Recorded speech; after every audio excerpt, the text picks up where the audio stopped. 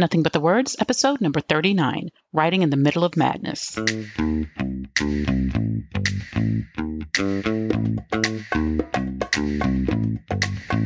Welcome to Nothing But the Words, the podcast that gives you everything you need to know to write a phenomenal book. Now here's your host, your author coach, Candace L. Davis. Hey there, and welcome to Nothing But the Words. I'm your author coach, Candace L. Davis, and I'm recording this episode from my hotel room while I'm on a one-woman writing retreat. I've actually checked into a local hotel to work on my book and give my family some space and time away from me. I'm sure they are enjoying it, such as it is. This is not going to be a political episode. I don't generally do political episodes, but I do want to acknowledge that we are dealing with some things as a nation right now. As a world, we are, because the pandemic, of course, affects everyone. But as a nation, the United States is having some pretty tumultuous times right now. The current occupant of the White House is not willing to stand behind his own scientists and what they say we should do to protect ourselves and others from the pandemic. Flu season is on its way, and that could be a possible contributor to further illness for those people who are affected by COVID-19. We're facing a presidential election with major threats to the voting process. This country is divided over particular issues, including everything from systemic racism to whether or not we should wear a mask. And that division, of course, is based on things that we already disagreed about, but which have been brought to the fore right now. I have a feeling that it's going to turn out to be for the best in the end, that all of these things are going to eventually bring us together, but we've got to go through some of these growing pains to get there. So each of us has been affected in some way, shape, or form. Through all of this, though, you still have a book you want to write. Now, back in episode 11, I talked about how to write and sell books in a crisis. Everything I said there still stands, but that was early in the pandemic. Today, I want to tell you how I personally have kept writing consistently through the pandemic and how some of my clients have done the same thing. Now, obviously, I'm fortunate enough to already have the experience of writing dozens of books well before the pandemic ever began, and I recognize that that gives me a head start. However, I also have about a dozen clients who have finished or are close to finishing their first books during this time of crisis. They are much like you. They have jobs, they have families, they run businesses. So if they can do it, you can do it too. Now, don't get me wrong. If you have been ill or you've been caring for sick loved ones, or if you've been dealing with anxiety or depression aggravated by everything that's going on, if you're just plain overwhelmed, then this might not be the right time for you to write a book. Taking care of yourself really should be the top priority. Even if this hasn't been a particularly tough time for you, though, it has been a strange time for all of us. And maybe you've just decided this is not your time to write a book. That too is reasonable. But if you really still have a writing goal, but you're still not writing, you can change that today. Over the last 5 or 6 months, I've worked with several ghostwriting and co-writing clients to get their books over the finish line, and they will all be done by the end of the year. My coaching clients have also been producing great books during this time. And I want to share with you some of the strategies that we've all used to write our books in the middle of this madness. And hopefully one or two of them will work for you. I'm going to give you 6, but you could apply 2 and you would probably be well ahead of the game. Now, the first thing that many of us do is to block out our writing times and or our writing days. Many of my coaching clients, as I said, are still running businesses or they're working full-time jobs. Some are doing both, and they're making time to write their books. Now, how do they do that? Well, choosing a writing day or writing time means you have to choose not to do other things in that time frame. So Fridays are a writing day for me. For the most part, I choose not to meet with clients on Fridays. If it's urgent, if we have to make it happen, I will sometimes give up a part of my Friday writing day, but that's what that day is blocked for. I also know that I have to put some other projects on the back burner right now. I have a list of courses I want to create, but right now that time goes to writing. Sometimes you have to decide to put other things on the back burner in order to get your book written. Now, It's one thing to set the time and to say, I'm going to write every morning at 6 o'clock, or to say, Fridays are my writing days. It sounds like a great practice, and it is. But the trick, of course, is to actually stick to those writing times and days. One of my clients who owns her own business has blocked Thursdays as her content creation days. Those are her days to write her book, write blog posts, research podcast ideas, whatever else she needs to do to create content in her business. So, because she has that flexibility in her schedule, she controls her schedule as an entrepreneur. She has blocked an entire day for creating. Another client who's at the other end of the spectrum because she has a 9 to 5 job and they're not working from home, they're still going to the office. She uses her lunch hour to write. She brings her lunch from home and sits in her car to work on her book. So that's the second thing we do. We block the time on our calendars. My clients have been able to stick to those writing times or those writing days because they put them on the calendar and they respect them the same way they would respect any other kind of appointment.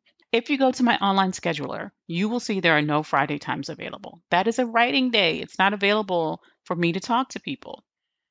Now, I don't know if any of my clients have tried this third strategy, but it works incredibly well for me. It may be one that you haven't thought of yet, and it may be the one that you need to really get you going. I time my writing sessions, but not just the session in its entirety, right?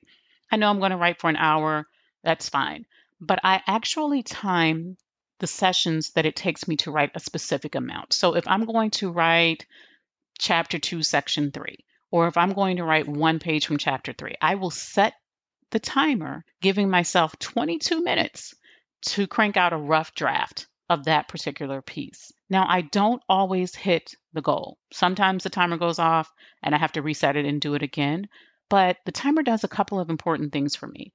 First, it gives me a short-term deadline. So if I know I really want to be finished with this page at 22 minutes, I am not likely to go down rabbit holes. Facebook is not calling to me.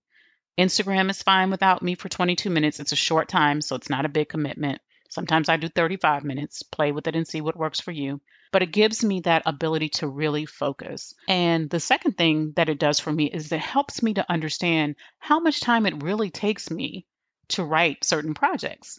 So I can be realistic and not say to myself that, oh, I'm going to have this chapter done by Friday when I've already demonstrated that it's going to take me much longer than that. So consider using a timer to time the exact things that you want to get done to write your book. The fourth thing my clients and I both have that really helps us to get our books written is support. Now, obviously, if they're coaching with me, they have my support along the way, but they also get support in other places. They get support from their mastermind groups. Those groups are not writing groups. They are often groups of women in business or women who are becoming entrepreneurs, but the people there understand goal setting and what it takes to achieve a goal. So they get support from their mastermind groups, they get it from their accountability partners, and they get it from friends who have written books and know that it's a marathon, not a sprint, and that you may need some encouragement along the way. Support is super important. In my case, I think support is important enough that I belong to 2 mastermind groups, 2 separate groups with different people and different purposes. And they provide me a lot of support, as do my 2 accountability partners. One is an accountability partner for general things, and one is an accountability partner specific to marketing. And your book is part of your marketing platform. So she and I do talk about our book goals there, and her book is going to be super fantastic. My friends from writing groups and workshops that I've participated in over the years are also a great source of support. And I have the good fortune to be married to a writer. My husband is a screenwriter and filmmaker, so he understands the time and commitment it takes to really create something of value. And he's happy to allow me that space, to help me to create that space. He's super encouraging. When I was on the fence about taking this week to check into a hotel to work on my book, he pushed me off the fence. He made me make a decision, and he really encouraged me to go for it and to commit this time. And I really appreciate that. Now, listen, none of us has any excuse to say we can't find any support for writing our books these days. You can hire an author coach. This is what I do for a living. You can join a group coaching program like my program, Short Books, Big Results, or someone else's program. You can even, if you don't want to invest money right now, or if that doesn't fit your budget, you can join a free group on Facebook. It may take some time to find the right authors group, the right writing group on Facebook, where you can get the support you need, where you feel like you click and you can really talk to people, but I'm sure it's there. There are thousands of free groups available on Facebook and other places. There's no reason why anyone who has either internet access or a phone line can't get the support they need. Because, yes, sometimes I talk to my clients on the phone. They can't always get internet access. I have a client who's in Jamaica, and where she is, sometimes it's really hard for her to get access to the internet, and so we talk by phone. There is always a way. So it doesn't make sense to try to do this by yourself, particularly when it's the first time you're doing it. This is not my first book that I've written, and I still rely on the support that I have around me. The fifth tool that I would really encourage you to use to write through all of this strife and tumult going on around us is silence. I cannot encourage you enough to create silence in your day if you're not already doing it. And not just during your writing sessions. I mean, sometimes I will have classical music playing during my writing sessions, or one of those new agey sounding channels on the Music Choice channel, just to kind of drown out any background noise. So maybe you want to write in silence and maybe you don't, but silence as a part of your day is an invaluable tool for unleashing and unlocking your creativity. When you're driving in your car, when you're going for a walk outside, as you're getting ready to start your day, if you still take showers, because when we're working from home, those showers often go by the wayside. So put the shower back in your schedule every day. All of those times are fantastic times to simply create some silence. 10 minutes here, an hour there of silence will allow you to tap into your creativity. Ideas will bubble up, connections will form, and those things can't happen as effectively when you're constantly consuming content. Even if it's not the bad news that you're consuming, even if it's not our junk food content, which frankly, I sometimes want my junk food content. Even if you listen to just the best audiobooks and the most fascinating podcasts, and you're constantly feeding yourself with great information, that's fantastic. But at some point, you've got to dial back and allow yourself to just have room to think and process and to have some time for ideation. The reality is, if you're constantly consuming, yes, you can come up with some ideas and you can make some connections, but it just doesn't happen with the flow that you have when you give yourself some room and space for silence. You don't have to even force yourself to think about your book during these silent times, right? It will come up for you organically if you're working in it, if you're researching it, and then you're taking a step away and just having the space and having the silence. Trust me, your book ideas will come during those times. And the sixth and last tool I want to offer you is one that I sort of mentioned at the beginning of this podcast, and that is self-care, self-care, self-care. Is that like the most overused word of 2020? Don't know. Doesn't matter. If you're not sleeping, if you're still eating the standard American pandemic diet, if you can't bring yourself to exercise, it just seems like too much effort, or you don't feel like you could find a way to fit it in your day, and you're still struggling to write, I invite you to put your book aside. Put your book aside and take care of yourself first. Trust me, the writing will flow much more easily when you're not exhausted, when you feel good in your own body, and when you're well nourished. Do not worry about falling behind on your book because you take a week off or 2 weeks off to get yourself together. When you come back to your book, you will be sharper and more creative and ready to write in a way that's hard to be when you're dragging through your days. That's all for this week, my friends.